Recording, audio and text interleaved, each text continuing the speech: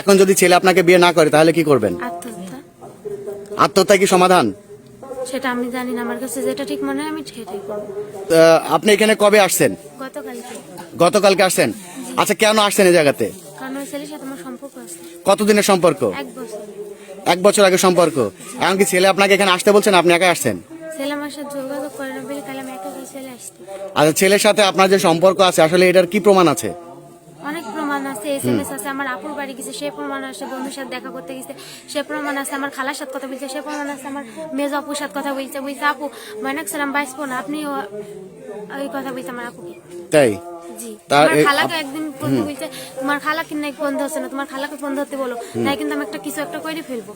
তো এই কথা বলছে? জি, আর আমার খালা বলছে যে মামা আমার ফোনে তখন টাকা নাই, আমি টাকা পেলে ফোন দিছি, বলছে টাকা পেলে পরে ফোন দেবো না, বলছে আমি তোমার ফোনে এখনই টাকা পেয়ে দিছি তাও তোমাকে ফোন ধরতে পারবো।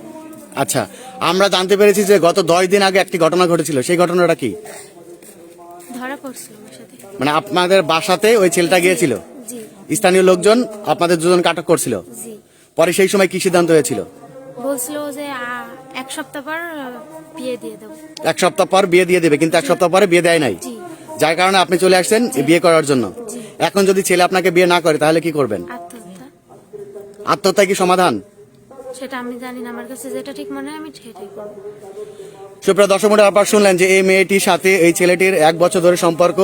1 বছর ধরে সম্পর্কের মাথায় কিন্তু গত 10 দিন আগে এই ছেলে ওই মেয়ের বাসাতে গিয়েছিল এবং সেখানে স্থানীয় লোকজন তাদেরকে আটক করেছিল।